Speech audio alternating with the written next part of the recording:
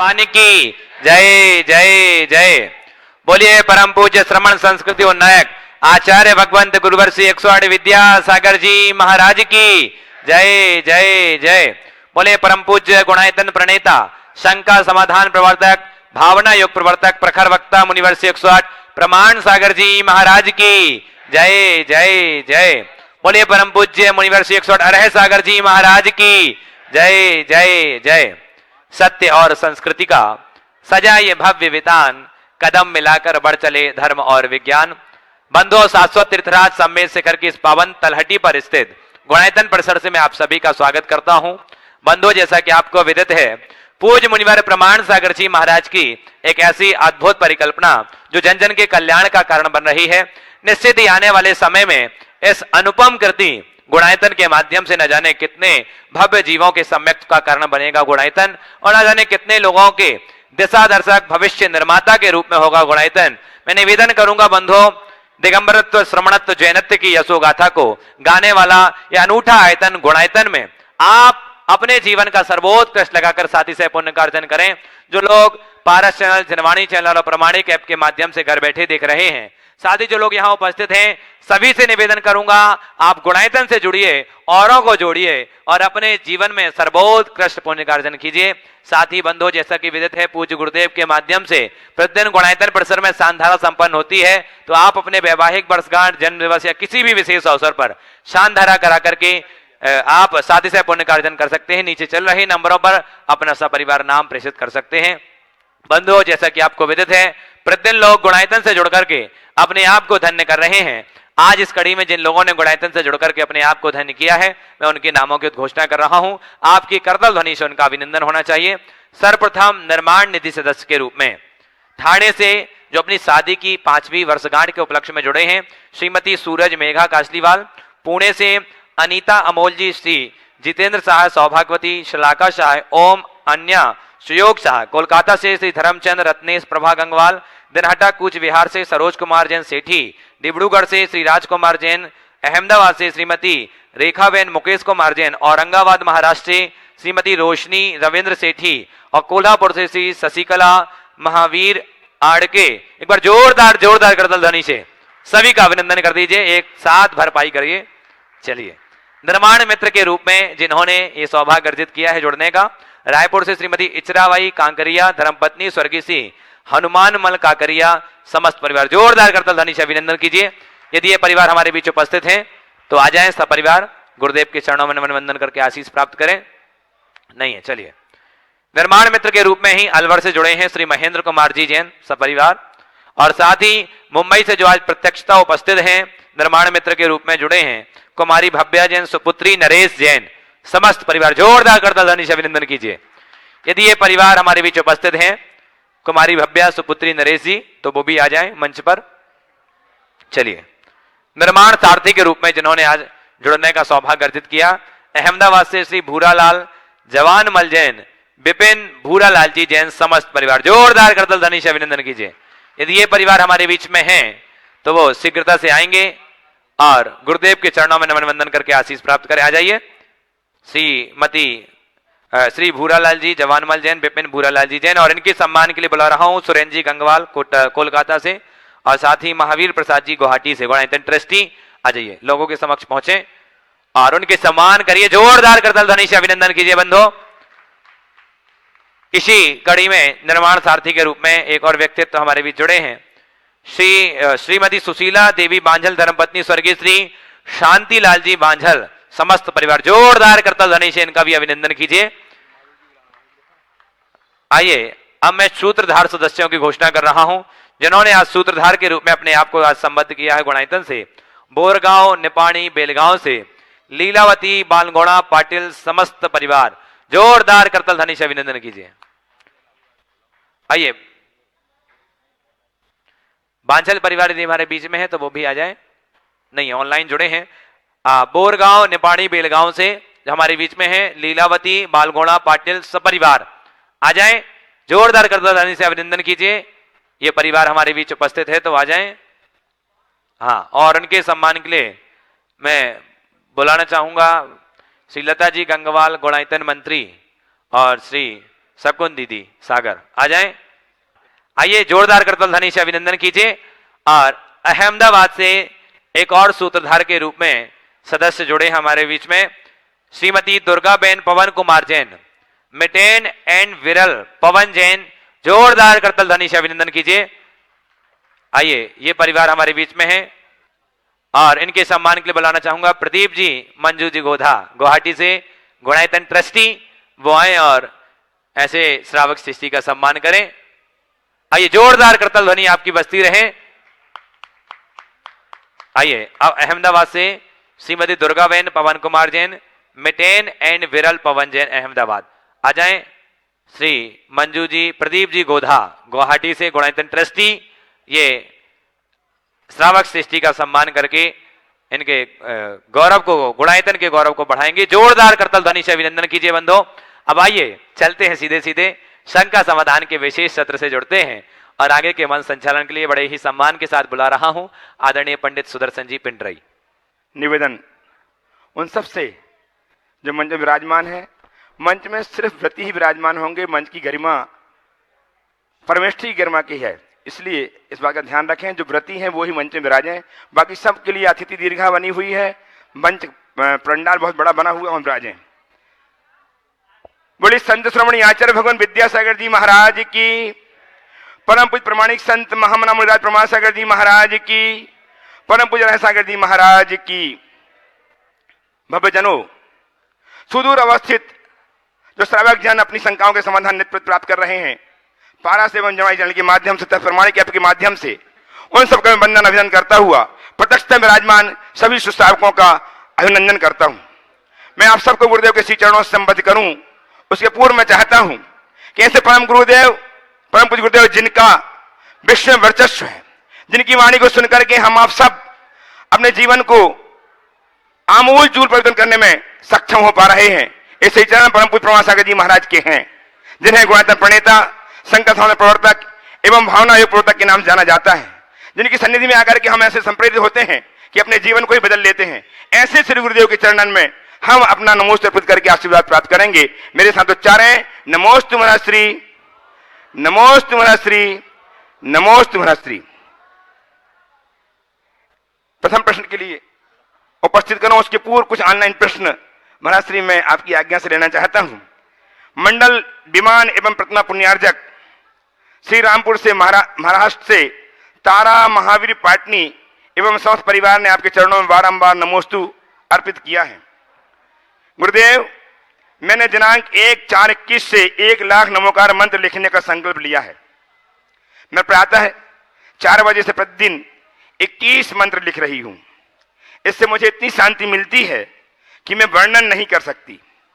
इसके कारण मेरी अंगुलियों में रहने वाला दर्द भी समाप्त हो गया है।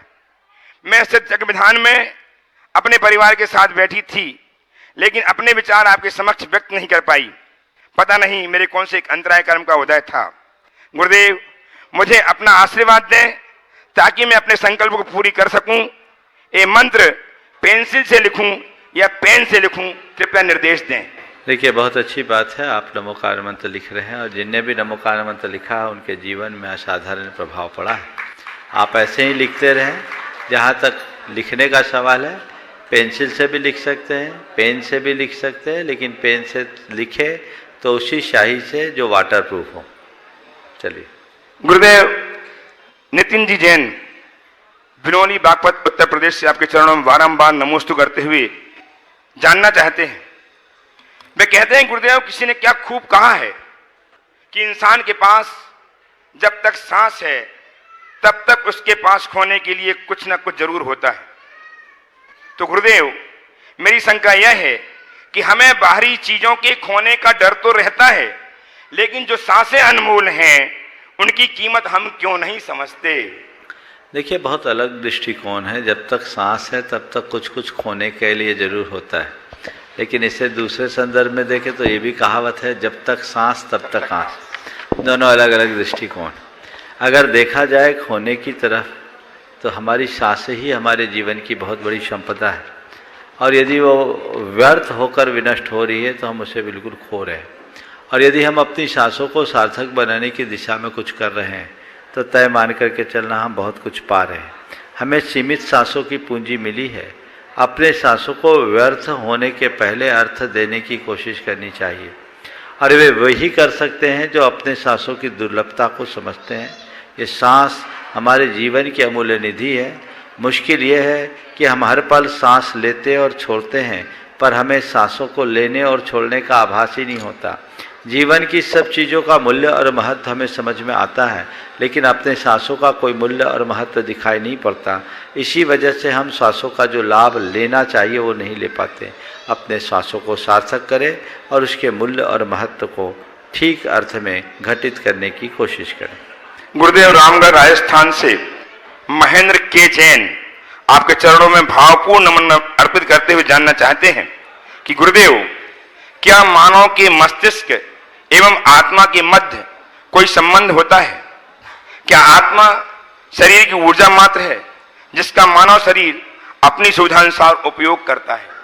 देखिए, मानव के मस्तिष्क और आत्मा के साथ उतना ही संबंध है जितना कि हमारी इंद्रियों और आत्मा के साथ। हमारी आँख, कान, नाक आदि जितनी इंद्रियां हैं वो सब हमारी आत्मा से संबद्ध है, और मस्तिष्क भी हमारे शरीर का एक अंग है जो हमारी आत्मा से संबद्ध है। जब तक हमारी चेतना है तब तक मस्तिष्क काम करता है। जब चेतना शून्य हो जाते हैं तो मस्तिष्क काम नहीं कर पाता। इससे ही पता लगता है कि मस्तिष्क और चेतना का क्या सहसंबंध है। जहाँ तक सवाल है कि आत्मा केवल ऊर्जा मात्र है, ये बात ठीक नहीं है। आत्मा एक तत्व है जो हमारे जीवन का मूल है। उसके रहते ही जीवन है और उसके अभाव में जीवन नहीं। गुरुदेव संजय जी मोदी आपके अनन्य भक्त आपके बाकल से आपके चरणों में बारंबार नमोस्तु अर्पित करते हुए जानना चाहते हैं, गुरुदेव, हमको ऐसे रसोइया बनने की कला बताएं, विधि बताएं, जिससे किस समय कौन सा शब्द परोसना है यह कला आ जाए, जिससे हमारे शब्दों से किसी का हृदय दुखी ना हो। बहुत अच्छा सवाल है। किस समय क्या परोसना, ये कला एक कुशल रसोइये के अंदर होती है। इसी तरह किस समय क्या शब्द बोलना, ये कला भी एक कुशल वक्ता की पहचान है। हम बोलने से पहले उसके परिणाम को ध्यान में रखें। जैसे एक रसोइया सामने वाले की योग्यता और पात्रता को देख करके ही उसकी थाली में भोजन परोसता है, वैसे ही कुशल वक्ता सामने वाले की पात्रता और योग्यता को देखते हुए ही अपने वचनों का प्रयोग करता है। जैसे एक रसोइया कभी भी किसी व्यक्ति की इच्छा के विरुद्ध कोई चीज नहीं परोसता, वैसे ही एक वक्ता किसी की इच्छा के विरुद्ध कोई चीज नहीं परोसता। जैसे एक रसोइया सामने वाले की रुचि को बढ़ाने के लिए उसमें कई तरह का जायका डालता है, वैसे ही एक वक्ता सामने वाले की रुचि को बनाए रखने के लिए अपने वचनों में जायका मिलाता रहता है, उसे जायकादार बनाता है। तो ये अंदर की कुशलता है, और जिसके अंतरंग में ऐसी कुशलता घटित होती है वही अपने जीवन को व्यवस्थित करके आगे चल सकता है। गुरुदेव, जामनगर गुजरात से प्रवीण जी जैन आपके चरणों में कोटि से नमन अर्पित करते हुए जानना चाहते हैं कि जैसा धन वैसा अन्न, जैसा धन वैसा अन्न, जैसा अन्न वैसा मन। तो गुरुदेव, क्या यह कहा जा सकता है कि जैसा धन वैसा मन? जैसा धन वैसा अन्न, जैसा अन्न वैसा मन, ये कहाँ का प्राणायाम कर लिया? तो गुरुदेव, क्या यह कहा जा सकता है कि जैसा धन वैसा मन? अगर इसे एक नए संदर्भ में देखें तो कथनचित कह सकते हैं, जैसा धन वैसा अन्न का मतलब जितना पैसा लगाओगे उतना उत्तम चीज पाओगे, है ना। एक हल्के कीमत की चीज खरीदोगे तो घटिया चीज मिलेगी, और वही अगर आप अच्छा दाम दे करके लोगे तो आपको उन्नत क्वालिटी का चीज मिलेगा, अनाज मिलेगा। अब लेकिन जैसा धन वैसा अन्न, तो ये ठीक है, लेकिन इस धन अन्न के साथ मन की संगति नहीं बैठेगी। हमारे यहाँ कहावत तो सही है कि जैसा अन्न वैसा मन, लेकिन जैसा खाओ अन्न वैसा होए मन, मतलब इसका तात्पर्य समझो। अनाज की गुणवत्ता नहीं, उसके साथ जुड़ी हुई भावना की प्रमुखता है। एक गरीब आदमी रूखी रोटी खा करके भी प्रसन्न मन वाला हो सकता है, और एक अमीर आदमी ब्रांडेड चीजों का उपभोग करके भी दुखी होता है। गरीब की थाली में रूखी रोटी होती है, अमीर की थाली में सरस व्यंजन होते हैं, लेकिन गरीब रूखी रोटी खा करके भी प्रसन्न देखा जाता है, और अमीर सरस भोजन करके भी बेचैन नजर आता है। भोजन तो उसके धन के बल पर है, अच्छा से अच्छा है। किसी 5 स्टार होटल में जाकर 5,000 रुपये प्लेट का भोजन ले सकता है, पर 5,000 रुपये प्लेट के भोजन से उसका मन परिष्कृत हो ये कोई जरूरी नहीं। हो सकता है रूखी चपाती खाने वाला भी उससे ज्यादा प्रसन्न चित्त रह सके। तो सवाल ये नहीं है कि हमने जो अन्न खाया वो कितनी ऊंची गुणवत्ता का है, महत्वपूर्ण ये है कि खाने वाले की भावना कैसी है। इसलिए ये बात जैसा धन वैसा मन पूरी तरह फिट नहीं बैठती, लेकिन हाँ दूसरे शरीर से अगर इसे मैं कहूँ तो इसे भी सुसंगत बता सकता हूँ। अगर किसी का सात्विक धन है तो उसका मन सात्विक होगा, और किसी का धन बेईमानी का है तो उसका मन भी बेईमान होगा। इस अर्थ में हम कहें तो कह सकते हैं जैसा धन वैसा मन। प्रथम प्रश्न के लिए उपस्थित हों विजय कुमार जी पांड्या गुवाहाटी से। उसके पूर्व अंतिम ऑनलाइन प्रश्न महाराज श्री अतुल दुबे एवं डॉक्टर R.K. जैन आपके चंचरीक सतना मध्य प्रदेश से नमोस्तु प्रतिक्रिया जानना चाहते हैं। गुरुदेव, 2 दोस्त बैठे थे।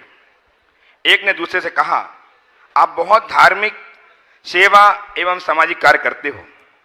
दूसरे दोस्त ने कहा, यह शरीर प्रभु का दिया हुआ है और यही वह कार्य सेवा करता कराता है, हम तो निमित्त मात्र हैं। तो पहला दोस्त कहता है कि जो गलत कार्य कराते हैं वह भी प्रभु करता हुआ कराता है क्या? जो गलत कार्य करते हैं वह भी प्रभु करता हुआ कराता है क्या? इसमें हमारी क्या गलती है? देखिए, बात सही है। अगर हम हर कार्य में प्रभु को फंसाएंगे तो ऐसी ही बात आएगी। इसलिए हमने अपने प्रभु को अकर्ता बना रखा है। लेकिन ये बात सही है, एक बात अपने मानस में बनाइए जो हमें हमारे अहंकार की मुक्ति के लिए बहुत बड़ा माध्यम बन सकता है। वो क्या है? हम कोई भी अच्छा कार्य करें या बुरा कार्य करें, अपने आप को केवल निमित्त माने। कितना भी अच्छा कार्य करें, ये सोचें कि मैं तो केवल इसमें निमित्त हूं, और हमसे कोई बुरा कार्य हो तो सोचे ये मेरे निमित्त से ऐसा हुआ, ये मेरे लिए बुरा है। दूसरा हमारे लिए कोई अच्छा कार्य करे तो हमेशा ये सोचे ये उसकी कृपा से हुआ, ये उनके निमित्त से हुआ। और हम दूसरों के लिए अच्छा करें तो ये सोचे हम तो केवल निमित्त बन करके चले हैं। ये अकर्ता दृष्टि अगर मन में हो तो सारी दुविधाएं समाप्त होगी। प्रस्तुत करें अपना प्रश्न श्रीमान विजय कुमार जी पांड्या गुवाहाटी से। तैयार है व्रती श्राविका गुणाधन ट्रस्टी बिमला जी पाटनी अभिलाषा जी के साथ दिल्ली से। महाराज श्री आपके चरणों में बारंबार नमोस्तु नमोस्तु नमोस्तु। मेरा प्रश्न ये है कि बुढ़ापा सजा है या मजा है?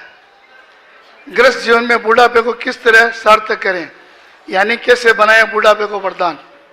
यह मेरा प्रश्न। बहुत अच्छा। मेरा एक पूरा प्रवचन है बुढ़ापा बोझ या वरदान, और लोगों ने देखा है, बहुत ज्यादा प्रसिद्ध हुआ। आपने पूछा है अपने इस गृहस्थ अवस्था में बुढ़ापे को वरदान कैसे बनाएं। संक्षेप में बताता हूँ, और आप जैसे लोगों को केंद्रित करके। 60 तो पार कर गए, लगभग हो गए होंगे, 65 तो पहुंच गए होंगे, हाँ, और आगे चले गए। हाँ, देखिए बहुत गहरी बात है और इसे हर व्यक्ति को समझना चाहिए। यदि आप अपने जीवन का रस लेना चाहते हैं तो गार्हस्थ्यिक जिम्मेदारियों को पूर्ण करने के बाद स्वयं के प्रति अपने दायित्व को संपन्न करने का लक्ष्य रखना चाहिए।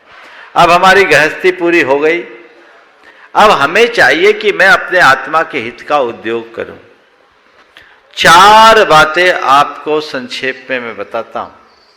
सबसे पहली बात, इस अवस्था में स्वावलंबी बनिए। स्वावलंबन की भावना हो, अपना कार्य अपने हाथ से करिए, आखिरी तक जवान बने रहोगे। हमारे साथ शांति बाबा जी थे, उनने आखिरी दिन तक अपने कपड़े अपने हाथ से धोया, किसी को नहीं करने दिया। उनसे कहते थे तो बोलते थे नहीं, जब तक मैं कर रहा हूं तब तक एक्टिव हूं, जिस दिन दूसरों पर निर्भर हो जाऊंगा बिस्तर पकड़ लूंगा। स्वावलंबन की भावना हर व्यक्ति के जीवन में होनी चाहिए। दूसरी बात, अपनी जिम्मेदारियों को पूर्ण करने के बाद व्यक्ति को घर में मालिक की तरह न रहकर मेहमान की तरह रहने की कला सीखनी चाहिए। अब मेरी मिल्कियत नहीं, अब घर के मालिक मेरे बच्चे हैं, मैं नहीं। मुझे जो करना था सो कर लिया, अब घर गृहस्थी व्यापार धंधा वो संभाले, मैं तो मेहमान हूं। हालांकि घर के बड़े बुजुर्ग अपने आप को मेहमान माने, पर घर के बच्चे तो उन्हें आखिरी सांस तक मालिक ही माने। नहीं तो ऐसा होता है, एक दिन एक ने कहा, महाराज जी आपने अपने प्रवचन में कहा मालिक नहीं मेहमान बनो, तो हमारे बच्चे तो हमेशा हमसे यही कहते आप तो इस घर के मेहमान हैं, आप तो इस घर के मेहमान हैं। तो मैंने कहा कह देते बेटा, मेहमान अगर तू मान रहा है तो मेहमान जैसी मेहमानबाजी भी कर ले तो हम धन्य हो जाएंगे।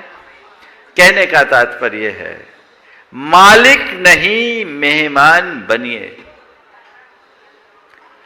मार्गदर्शक बने, मार्ग निर्णायक नहीं। अब जो हो, मुझे अब पूछो तो राय दूंगा, कर लो तो अच्छा, पर तुम्हें यही करना है ये मेरा नहीं है काम। तुम्हें लगता है कि मेरे अनुभवों का कोई लाभ तुम ले सको, मैं दूंगा, पर अब मैं मालिक नहीं मेहमान हूं, मार्गदर्शक हूं, मार्ग निर्णायक नहीं। और चौथी बात, जिद्दी नहीं जिंदा दिल बने। बुढ़ापे में लोगों का स्वभाव कुछ जिद्दी हो जाता है और ये जिद्दीपन उनके जीवन को रद्दी बना देता है। जिंदा दिली के साथ जिए, बच्चों को बच्चे की तरह देखकर उनकी छोटी मोटी बातों को अनदेखा करे, प्रोत्साहित करे। यदि इस तरीके से कोई व्यक्ति घर परिवार में रहता है तो वो व्यक्ति आखिरी क्षण तक घर में प्रासंगिक बना रहता है। और इससे उलट तो घर के लोग मन ही मन सोचते हैं कब निपटे तो अच्छा है, उसकी प्रासंगिकता खो जाती है। वो घर में रह करके भी घर के लिए भी बोझ बन जाता है, खुद के लिए भी बोझ बन जाता है।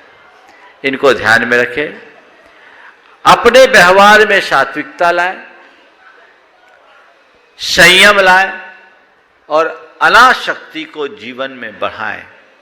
यदि ये चीजें घट जाए तो फिर जीवन में कहीं कोई कठिनाई नहीं। उपस्थित हम ब्रिटिश साहब का गुआंडे ट्रस्टी बिमला जी पाटनी अभिलाषा जी के साथ दिल्ली से तैयार हैं श्रीमती उषा जी छावड़ा कोलकाता से। उषा जी प्लीज, भीड़ बहुत लंबी लाइन है। तैयार हैं उषा जी छावड़ा कोलकाता से। अनंत मुनि भक्त उषा जी छावड़ा आ जाए नजदीक। मुनिदेव के चरणों में मेरा शत नमन, शत नमन, शत नमन। गुरुवर, प्रश्न पूछने के पहले मैं 1 मिनट आपका समय लेना चाहूंगी, क्योंकि कल मैं थीम पार्क देखने गई थी, वो इतना आनंद आया, मैं सोच भी नहीं सकती कि आपकी क्या परिकल्पना है। और गुणायतन मंदिर हम देख आते थे, पर सिद्धार्थ भैया हमको दिखाने के लिए ले गए। कितना सुंदर है, कितनी सुंदर रचना है महाराज जी, वो सोच भी नहीं सकते, कल्पना के बाहर है। और उन्होंने जो हमको चाबी हम टीवी पे सुनते थे, वो चाबी क्या चीज़ है उसके बारे में कल बताया, वो तो बहुत ही बड़ी अजूबा चीज नजर है हमको। अब मेरा प्रश्न है मुनिषी जी कि पार्श्वनाथ भगवान के यक्षनी पद्मावती माता क्षेत्रपाल को कहा जाता है, पर जहाँ तक मैंने ग्रंथों में पढ़ा है, उत्तर पुराण में, हरिवंश पुराण में, त्रिलोकपन्नति आदि ग्रंथों में, मुझे कहीं पर भी मिला नहीं कि धर्मेंद्र की पत्नी जो है पद्मावती माता थी। वो व्यंतर देवी हैं, वैसे भी वो भुवनवासी देव हैं, तो इसके बारे में थोड़ा आपका स्पष्टीकरण चाहूँगी। देखिए, एक बहुत बड़ा भ्रम समाज में बहुत वर्षों से चला आ रहा है। प्रायः पार्श्वनाथ भगवान के यक्ष यक्षिणी के रूप में धर्मेंद्र और पद्मावती को लिया जाता है। सबसे पहली बात तो हमें ये देखना चाहिए कि आगम के अनुसार यक्ष किस निकाय के देव हैं और धर्मेंद्र किस निकाय का देव है। यक्ष व्यंतर देव है और धर्मेंद्र नाग कुमार जाति का भवनवासी देव। नाग कुमारों के इंद्र को धर्मेंद्र बोलते हैं। तो ये दोनों की निकाय में ही अंतर है, दोनों एक समान नहीं है। और एक सबसे मजे की बात तो ये है, किसी भी आगम में धर्मेंद्र की देवी का नाम पद्मावती तो है ही नहीं। चाहे तिलोपन्नति देख लीजिए, चाहे उत्तर पुराण देख लीजिए, चाहे राजवार्तिक देख लीजिए, सब जगह कुछ जगह धर्मेंद्र की देवियों का नाम लिखा है, लेकिन उसमें पद्मावती नाम नहीं है, पद्मा भी नहीं है। और धर्मेंद्र और उसकी देवी ने भगवान पार्श्वनाथ के उपसर्ग के निवारण का कार्य किया। और उसमें एक बात जो ध्यान रखने की है, पार्श्वनाथ भगवान को न धर्मेंद्र ने उठाया न उनकी देवी ने, जिसको आप पद्मावती कहते हैं, हाथ भी नहीं लगाया। भगवान पार्श्वनाथ को धर्मेंद्र पद्मावती के सिर पर जो रखाया जाता है, यह आगम में है ही नहीं। हमारा किसी भी आगम में ऐसा नहीं है। हुआ क्या था, जब भगवान पार्श्वनाथ पर उपसर्ग हुआ, धर्मेंद्र का आसन कांपा, वह अपनी देवी के साथ प्रकट हुआ और धर्मेंद्र ने पार्श्वनाथ भगवान के ऊपर नीचे फलामंडल फैला लिया। इसका सबसे प्राचीन स्रोत आचार्य समंत भद्रकृत स्वयंभू स्तोत्र में मिलता है। बृहत् फलामंडल मंडपे नियम स्फुरत तलित पिंगर चोपसर्गिनम जुगुहु नागो धरनो धराधरम विराग संध्या तलिदम बुधो यथा। जैसे संध्या काल में सब तरफ लालिमा फैल जाती है, इसी तरह धर्मेंद्र ने अपने फना मंडल से पूरे आकाश मंडल को ढाक लिया, बितान तान दिया। और उसकी देवी ने उनके ऊपर बद दंड लेकर छत्र रखा। और इसका एक अंकन एलोरा की गुफा में मिलता है। 8वीं-9वीं शताब्दी की वो प्रतिमा है। पार्श्वनाथ भगवान ध्यान में मग्न है, खड़े हैं। कमठ का जीव उन पर उपसर्ग कर रहा है। धर्मेंद्र और उसकी देवी दोनों उनके चरणों में नत है और धर्मेंद्र ने अपना फना मंडल फैला लिया है और पद्मावती, जो उसकी देवी, पद्मावती नहीं, उसकी देवी दंड बद दंड युक्त छत्र लेकर उनको तान रही है। और वो छत्र चूंकि भगवान ऊपर है और ये नीचे है तो तिरछा है, बड़ा कलात्मक तरीके से। वो चित्र भी मेरे पास है, जिन्हें देखना है मैं दिखा सकता हूं। अब महाराज जी साक्षात देख कर आए, बता रहे गुफा नंबर 16 में। तो ये चीजें समझना चाहिए। इसलिए अब बहुत सारी चीजें हैं जैन परंपरा में प्रविष्ट हो गई और लोग अनेक प्रकार के कर्म कांडों के रूप में उनको करते हैं, लेकिन उचित नहीं। मुझे तो बताया गया, मैं तो कहीं गया नहीं, खुद हुम्मच पद्मावती में पार्श्वनाथ भगवान के देवी के शीश पर नहीं, ऐसा मुझे बताते हैं। सही है, मैं गया नहीं हूँ। हुम्मच पद्मावती में बोलते पार्श्वनाथ भगवान अलग हैं, उन देवी के शीश पे नहीं है, नहीं है ना। तो ये चीजें सोचो। तो ये चीजें अब होने लगी बाद में अंकन, इसका आगम से कोई संबंध नहीं।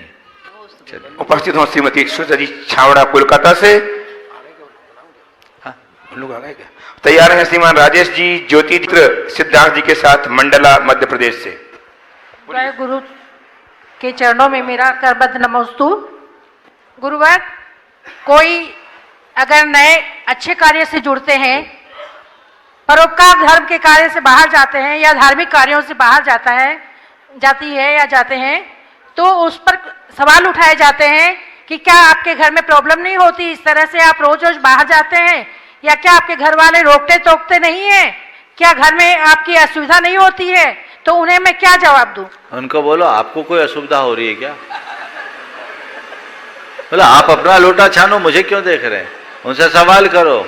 जब लोग बाहर घूमने के लिए जाते हैं तब कोई घर में असुविधा नहीं होती, लोग मौज मस्ती के लिए जाते हैं तब कोई असुविधा नहीं होती। हम धर्म और लोक हित के कार्य में जा रहे, आपको असुविधा हो रही है, आपको असुविधा हो तो आप जानो, मेरे ऊपर रहने दो।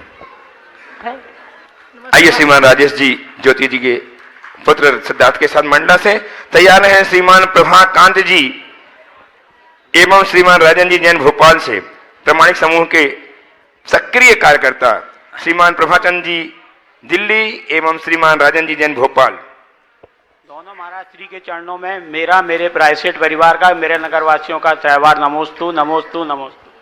महाराज श्री, हमने अकृत्रिम चैत्यालय के बारे में बहुत पढ़ा सुना है, किंतु इस भौतिक युग में हम कैसे जाने कि अकृत्रिम चैत्यालय होते हैं? देखिए, बात तो सही है, अकृत्रिम चैत्यालय होते हैं, ये तो शास्त्रों में है, और अगर हम शास्त्रों को मानते हैं तो उनकी बातें भी माननी हो। लेकिन अब सवाल है कि वो अकृत्रिम जिनालय कैसे होते हैं।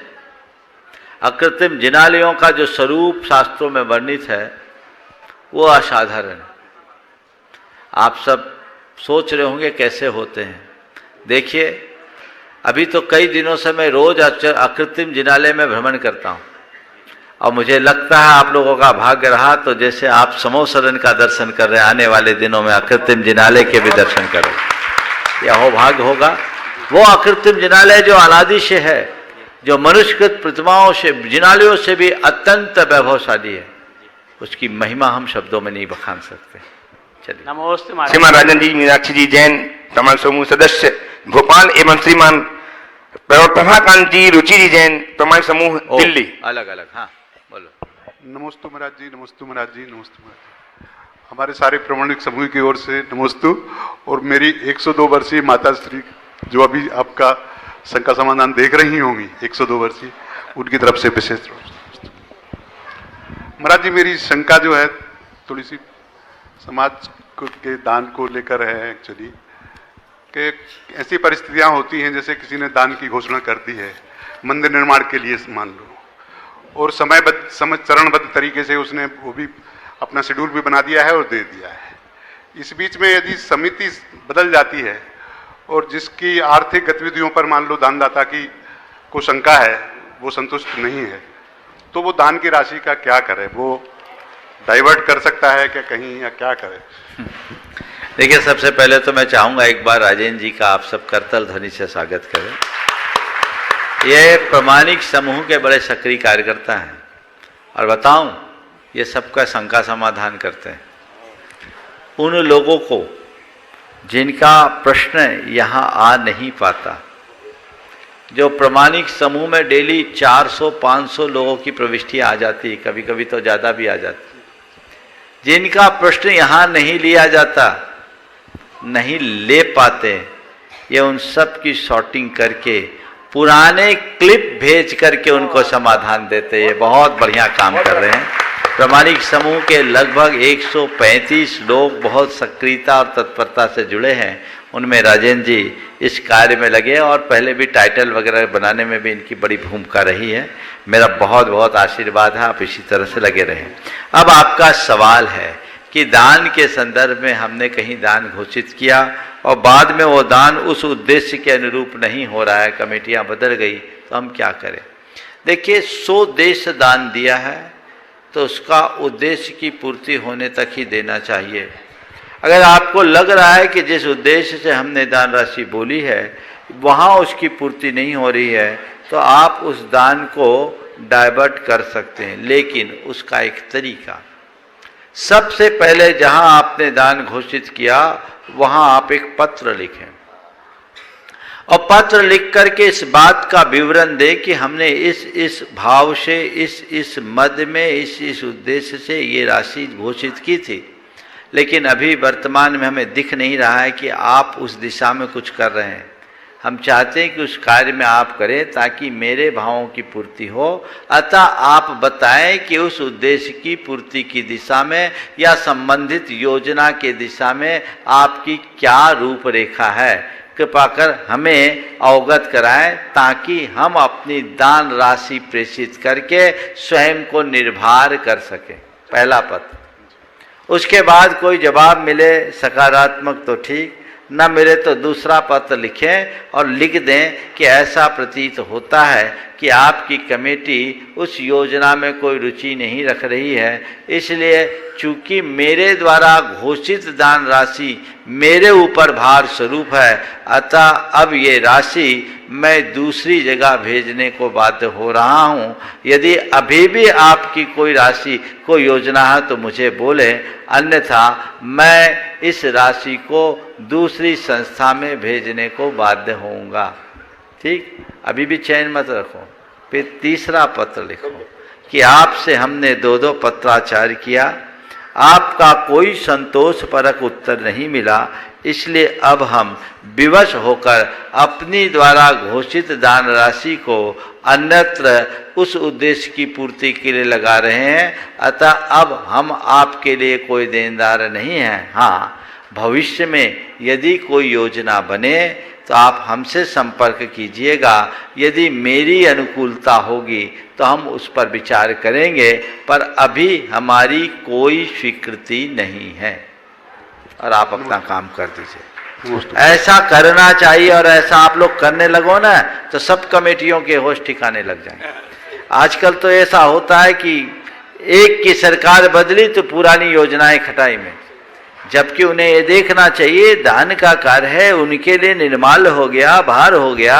अगर कोई योजना बनी है तो योजना पूर्वा पर विचार करके बनानी चाहिए, और पूर्वा पर विचार करके योजना बनाए तो उसे मूर्त रूप देने की कोशिश करनी चाहिए। कमेटियां कोई रहे, योजना छिन्न होनी चाहिए, और ऐसी योजना बदल जाए तो दातारों का मन बहुत आहत होता है। कई बार लोग सोचते हैं हम तो पिंड छुड़ाएं, अपना पैसा दे के मुक्ति पाएं।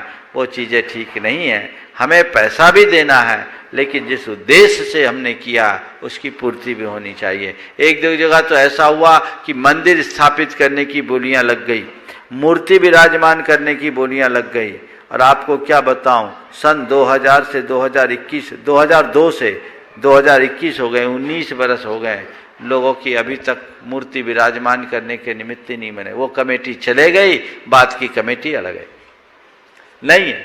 अब क्या करेंगे?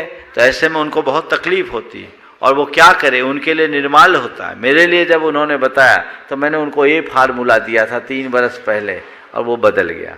अब रास्ता कोई नहीं। चलिए, उपस्थित हों श्रीमान प्रभाकांत जी रुचि जी जैन, प्रमाणिक ऐप के सक्रिय कार्यकर्ता दिल्ली से। वो तैयार हैं तनु जैन जयपुर से। तनु जैन जयपुर से उपस्थित हो। महाराज श्री के चरणों में त्रिबार नमोस्तु। गुरुदेव, वैसे तो लगातार शंका समाधान सुनने और प्रवचन सुनने के बाद में कोई विशेष शंका रहती नहीं है, लेकिन एक मार्गदर्शन के पॉइंट ऑफ व्यू से एक प्रश्न या एक विषय उठ रहा था।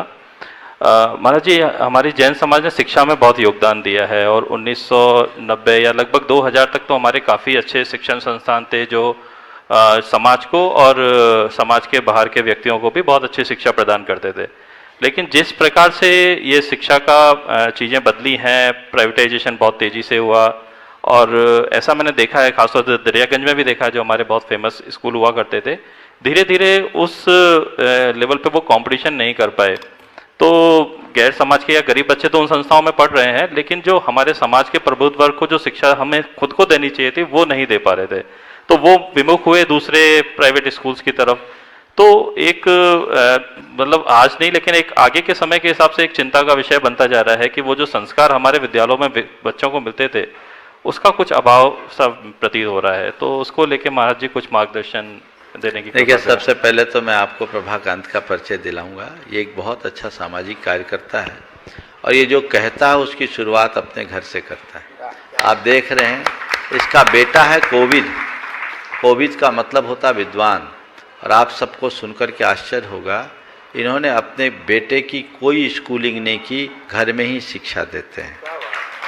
और आप उससे मिलेंगे, अभी 12 साल का बेटा है, कला गुणों में पूरी तरह निपुण है। और ये एक हमारे भारत की मूल अवधारणा थी, शिक्षा का मतलब डिग्री नहीं, शिक्षा का मतलब अपने ज्ञान का विकास, सीख, कला गुणों में निपुणता। और ये कार्य कर रहे हैं ये लोग, कुछ लोग मिलकर इस दिशा में बहुत अच्छा कार्य कर रहे हैं। हालांकि ये बहुत बड़ी चुनौती है, लेकिन ये भी एक बड़ी उपलब्धि है। कोई ज़रूरी नहीं है जीवन को आगे बढ़ाने के लिए व्यक्ति के पास डिग्री हो, व्यक्ति के पास ज्ञान और अनुभव का खजाना हो तो जहाँ जाएगा वहाँ शहंशाह बन करके आएगा। और इन्होंने अपने घर से उसकी शुरुआत की। आपने जो सवाल किया कि हमारे शिक्षा संस्थानों में हम कुछ ऐसी पहल क्यों न करें ताकि हम संस्कार युक्त शिक्षा की परिपाटी को आगे बढ़ा सकें, ये बात सच है कि जैन समाज ने शिक्षा के क्षेत्र में बहुत बड़े प्रतिमान स्थापित किए और हर शहर हर गांव में जहां जैनों की थोड़ी भी संख्या है, हमारा कोई ना कोई एजुकेशनल इंस्टीट्यूट रहा और एक ज़माने में उनका बड़ा नाम रहा।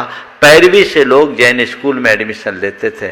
मैं खुद जैन मिडिल स्कूल में पढ़ा हूँ। एक ज़माने में उसका बड़ा नाम था और टॉपर वहीं से निकलते थे। लेकिन समय के साथ जब बदलाव नहीं हुआ तो स्कूलों का वही हाल हुआ जो कोडेक का हुआ। कोडेक जैसी कंपनी डिजिटलाइजेशन होने के बाद उनने अपने मोड में परिवर्तन नहीं किया तो एक समय जिसकी मोनोपोली थी आज वो मार्केट से हट गया।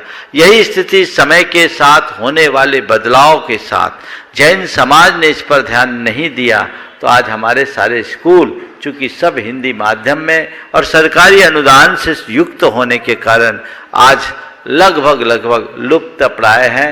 जहाँ है भी चल भी रहे हैं तो वहाँ वह गुणवत्ता बहुत कम संस्थानों में है जिसके लिए उनकी पहचान थी।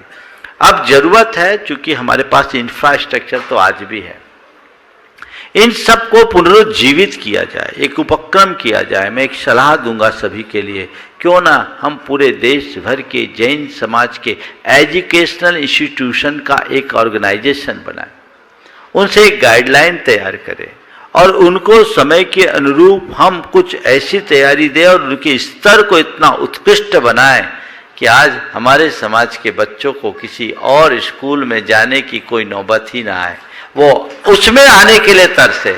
आज बड़ी तकलीफ होती है जब लोग अपने बच्चों के एडमिशन को लेकर परेशान होते हैं। एक जगह मैं था, एक मिशनरी के स्कूल में उन्हें अपने 5 वर्ष के बच्चे को एडमिशन दिलाना था। महाराज आशीर्वाद दीजिए हमारे बच्चे का इंटरव्यू है, सिलेक्शन हो जाए। अब बताओ कितनी दयनीय दशा हमने तैयार कर ली है। बदलाव लाना होगा समाज की सोच में भी, तभी कुछ ऐसा हो सकता है। गुरुदेव ने इसकी एक सार्थक पहल की है प्रतिभा स्थली के रूप में, लेकिन अभी और बहुत संभावना है और इस दिशा में हमें आगे बढ़ना है। उपस्थित हो तनु जैन अपनी मम्मी के साथ जयपुर से तैयार रहे। प्रमोद जी, देव कुमार जी कक्का, शास्त्री परिवार कटनी से। मुनिद्वय के चरणों में बारंबार नमोस्तु नमोस्तु नमोस्तु। महाराज जी, आज मेरे लिए बहुत बड़ा दिन है। आज आपके आशीर्वाद और मार्गदर्शन से मैंने शिखर जी की वंदना 10 घंटे की उस यात्रा में मेरे मस्तिष्क पटल पर पूर्व की जो स्मृतियाँ थी विहार की और आपके द्वारा जो मुझे मार्गदर्शन मिला उसकी, वो सब घूम रही थी। उसी के बल पर मैं चल पाई। लेकिन महाराज जी, मेरा प्रश्न ये है कि आज की 10 घंटे की यात्रा तो हो गई, लेकिन जीवन की यात्रा जो मुझे नहीं पता कितनी लंबी है, उसे मैं कैसे उसको मतलब सफल कैसे बना पाऊंगी? क्योंकि मेरे जीवन के अंत समय में मैं चाहती हूँ कि मुझे सानिध्य मिले। बहुत अच्छा। और महाराज जी, इसी के साथ एक प्रश्न और है, कर सकते हैं? हाँ, बोलो बोलो।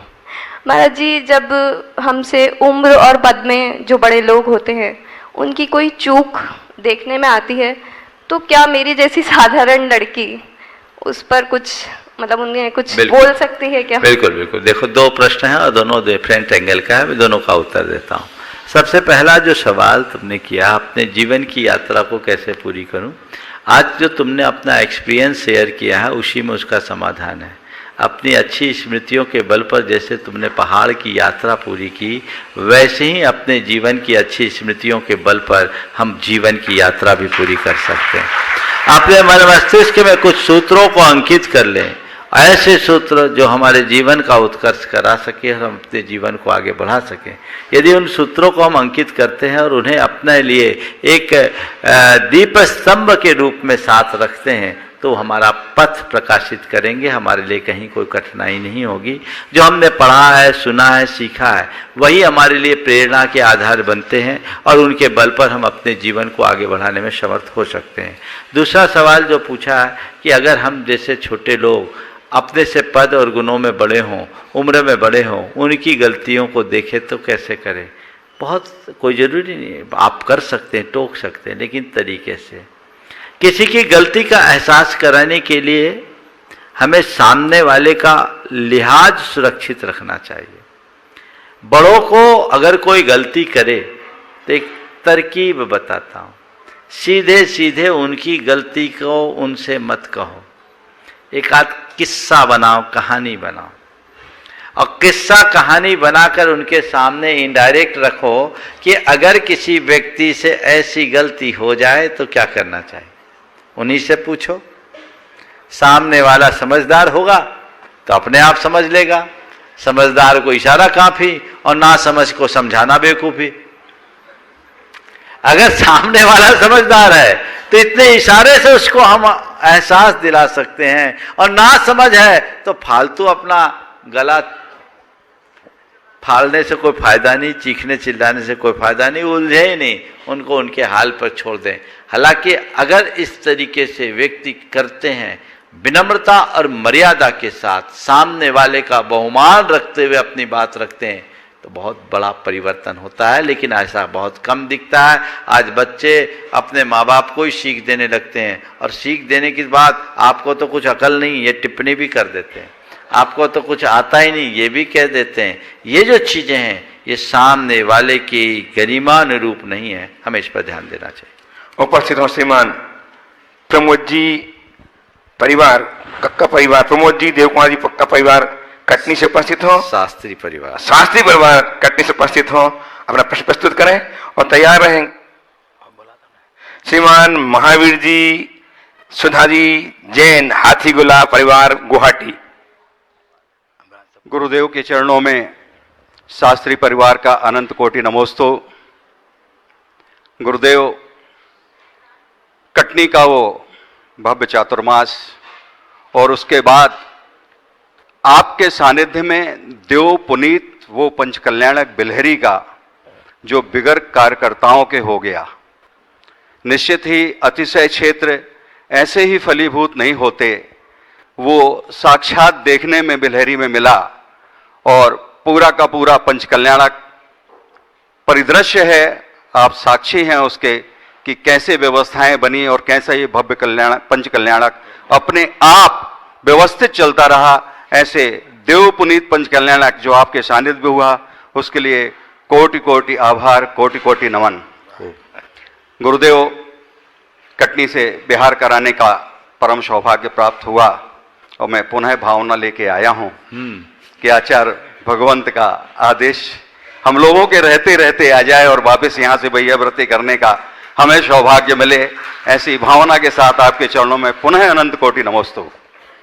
गुरुदेव, प्रश्न है कि कैलेंडर हमेशा तारीख बदलता है, परंतु एक दिन ऐसा भी आता है कि जो कैलेंडर को ही बदल देती है। हे गुरुदेव, जीवन का कैलेंडर बदले उसके पूर्व हमें जीवन के इस बीच की तारीखों में ऐसा क्या पुरुषार्थ करें कि ये तारीखें अमृत को प्राप्त हो जाएं। बहुत बहुत सुंदर बात कही। सबसे पहले तो एक बार मैं चाहूँगा का स्वागत करें। ये वो परिवार है जिन्होंने जैन संस्कृति को बहुत कुछ दिया है। पंडित जगन मोहन लाल सिद्धांत शास्त्री का नाम सबने सुना होगा। ये उन्हीं के सुपुत्रों में है दोनों, और खुद भी व्रती, पूरा परिवार व्रती और मोक्ष मार्ग की ओर अग्रसर, समाज की सेवा में हमेशा तत्पर, देव शास्त्र गुरु के प्रति समर्पित। मैं पूरे परिवार को आशीर्वाद देता हूँ। आपका सवाल है कि कैलेंडर हर दिन तारीख बदलती है, लेकिन एक दिन ऐसा आता है जब कैलेंडर बदल जाता है। हम बीच की तारीखों में ऐसा क्या लिखे पढ़े करे जो कैलेंडर, जीवन के कैलेंडर को बदलने से पहले अमृत प्रदान कर दे। बात बिल्कुल सही है। मैं दो शब्दों को आप सबके लिए विशेष रूप से कहूँगा। कैलेंडर परिवर्तन का द्योतक है। एक है प्रकृति जन्य परिवर्तन और दूसरा है पुरुषार्थ मूलक परिवर्तन। हमारे बाहर का जो परिवर्तन है वो प्राकृतिक है, सुबह से शाम होती है, जिंदगी तमाम होती है। रोज सूरज उगता है, ढलता है। बचपन से अब तक के जितने रूप हमने बदले, ये प्राकृतिक परिवर्तन है, इसमें हमारा आपका कोई पुरुषार्थ नहीं। और थोड़े दिन बाद और परिवर्तन होगा और चिता में चढ़ जाएंगे, इसके लिए कोई पुरुषार्थ नहीं।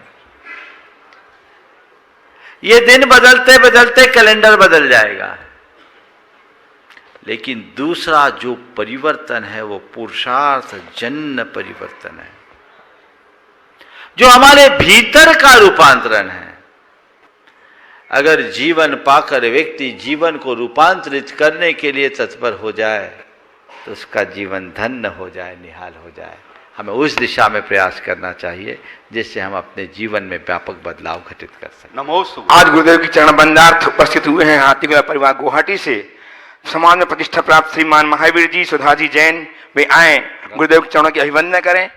साथ में श्री गंगवाल परिवार, श्रीमान महावीर जी सुधा जी गंगवाल परिवार गुवाहाटी से, इनके साथ में श्रीमान अशोक जी छावड़ा, और इनका सम्मान करने के लिए सम्मान आमंत्रित कर रहा हूं श्रीमान सुभाष जी जैन, सीईओ गुणायतन श्रीमान प्रेमचंद जी जैन एवं गुणायतन के ट्रस्टी श्रीमान मोहनलाल जी हृदय गंगवाल गुवाहाटी से भी आए। आई शीघ्रता से आइए। दिगंबर जैन समाज गुवाहाटी के अध्यक्ष एवं पूर्वांचल में महासभा के अध्यक्ष श्रीमान महावीर जी सुधा जी गंगवाल गुवाहाटी। ऐसा हो, ऐसा करो, ऐसा 4-5 मंच पे रहो, बाकी नीचे रहो, कवर सब हो जाएंगे। चलो इनको कवर करिए, सबको 4-5 मंच में आइए, बाकी सबको कवर कीजिएगा। हाँ, कैमरामैन प्लीज। हाँ, बाकी चलो। लोगों कैमरा। चलो आ ही गए, आ जाओ। चलो बोलिए महावीर जी, बोलो।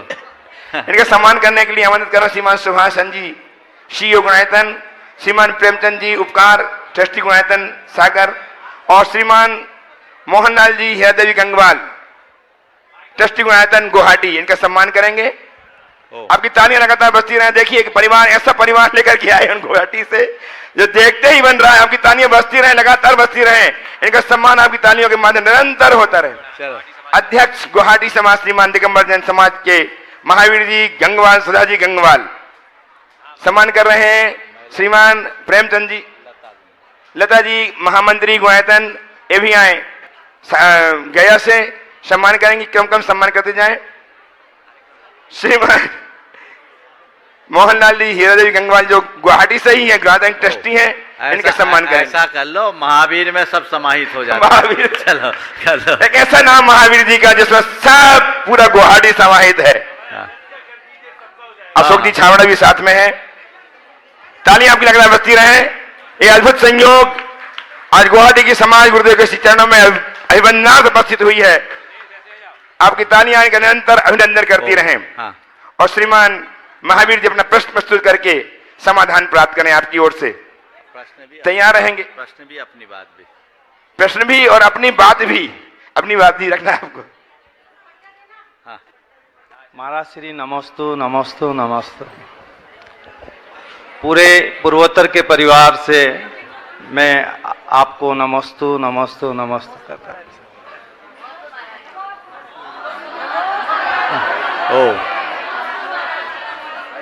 हाँ, बोलो। महाराज श्री, हम लोग 2015 और 16 में आपसे मिले थे। पूर्वोत्तर के सभी लोग चाहते थे कि गुवाहाटी के पंचकल्याण में आप आएं और हमें मार्गदर्शन दें और हमारा पंचकल्याण सफल बनाएं। गुरुवर की इच्छा ऐसी थी कि उस पंचकल्याण के समय पर एक ऐसा समय आ गया जहां आपको जाना ज़्यादा जरूरी था, और उसी समय पर एक ऐसी व्यवस्था बनी कि आप संथारा को लेकर, गुरुवर को ज्ञान हो गया था उसी वक्त कि वहां जाना ज़्यादा जरूरी है, गुवाहाटी में आशीर्वाद देने से काम चलेगा। तो हमें आशीर्वाद मिला और हमने ऐसा भव्य पंचकल्याण किया कि अब सारा पूर्वोत्तर 5000 परिवार, 25,000 लोग आपकी राह देख रहे हैं। और हम आपके आशीर्वाद से पूर्वोत्तर में ऐसा कार्य करना चाहते हैं जो कि पूरा भारतवर्ष उसे देखे। जो काम आज यहाँ शिखर जी में हो रहा है, उसे तो पूरा भारतवर्ष देख रहा है और ये पूरे पूर्वोत्तर के लोग उम्मीद करते हैं इस कार्य को सफल पूर्वक हो जाने के पश्चात ऐसा ही एक कार्य पूर्वोत्तर में आपके आशीर्वाद से होगा। इसी आशा के साथ हम आज सभी आपके पास उपस्थित हैं। बिल्कुल। देखिए महावीर जी, मैं आपसे कहूँगा, आप लोग तो बनिया हो। अब बनिया की एक विशेषता होती है, अगर कहीं भी एक बार रकम लगा देता है तो मिले नहीं तो चिंता नहीं करता। उसको पता है मेरी रकम सही ठिकाने है और बढ़ रही है, घट नहीं रही। और जब मिलता है तो मूल से भी ज्यादा ब्याज हो जाता है। प्रतीक्षा कीजिए, मैं समझता हूं शायद आप लोगों के साथ कुछ ऐसा ही हो रहा है। क्या बात। और समय पर मिलेगा, लाभ मिलेगा। जहां तक भावना का सवाल है, पूर्वोत्तर का भावनाएं छिपी नहीं है, लेकिन जब समय आएगा तभी सब कुछ होगा। अभी तो मैं सबसे यही कहूँगा, आपने कहा ऐसा ही कुछ पूर्वोत्तर में भी होना ही चाहिए। मैं तो दिगंत में चाहता हूँ, पर पहले पूर्वोत्तर वालों से कहूँगा कि पहले इसे तो पूरा करो। एक साधे सब सधे, सब साधे सब जाए। अभी तत्परता पूर्वक इस कार्य को सबको पूरा करना है। बहुत जिम्मेदारी का कार्य है, छोटा कार्य नहीं है, बड़ा कार्य है। और बड़े कार्य के लिए सबको बहुत बड़े मन के साथ जुड़ने की जरूरत है। यद्यपि पूर्वोत्तर पूरी तरह जुड़ा हुआ है, कहीं दूर नहीं है, पर जो अभी हमें और जम से यम तम समायरे, अपने जीवन का जितना उत्कृष्टतम है वो दे सकते हैं, देना चाहिए। बस ये सोच लीजिए हमारी रकम बढ़ रही है, घट नहीं रही है। अपनी भावना बना के रखिए, आज नहीं कल हम जरूर सफल होंगे। समय आप सबका हो गया है, यहीं पर विराम। बोलिए परम पूज आचार्य गुरुवर। हाँ चलो सुधा दीजिए, एक मिनट। हाँ बोलिए बोलिए। शांतिमय सदे गुरु, त्याग की मूरत गुरु, करते हैं हम तुम्हें नमन, करते हैं हम तुम्हें नमन। तुमने कीनी साधना, तुमसे हमारी प्रार्थना, कर लो गुरु स्वीकार तुम, कर लो गुरु स्वीकार तुम।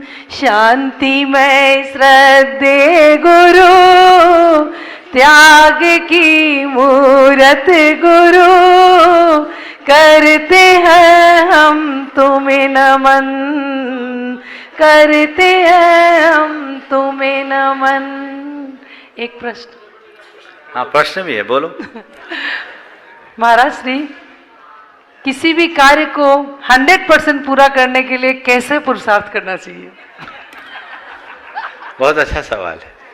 किसी भी कार्य को पूरी तरह संपन्न करने के लिए हम कैसा पुरुषार्थ करें? बस मैं इतना कहूँगा, 100% पाने के लिए 100% लगाना शुरू कर दें। अगर हम अपना 100% लगाते हैं तभी 100% पाते हैं। ये बात बहुत व्यापक संदर्भ में समझने की है। हम लोगों की एक बड़ी दुर्बलता है, हम लोग चाहते सब कुछ है पर करते नहीं, करने में पिछड़ जाते हैं। चाहे लौकिक हो या लोकोत्तर, तुम जो पाना चाहते हो, जैसा होना चाहते हो, उसके लिए अपना सर्वोत्कृष्ट लगाओ। सर्वोत्कृष्ट लगा करके ही सर्वोत्कृष्ट पाया जा सकता है, कोई दूसरा रास्ता नहीं है। इसलिए हम सफलता पाना चाहते हैं, उसकी आखिरी संभावना तक प्रयत्न जारी रखें, तभी परिणाम मिलता है। नमोस्तु गुरुदेव।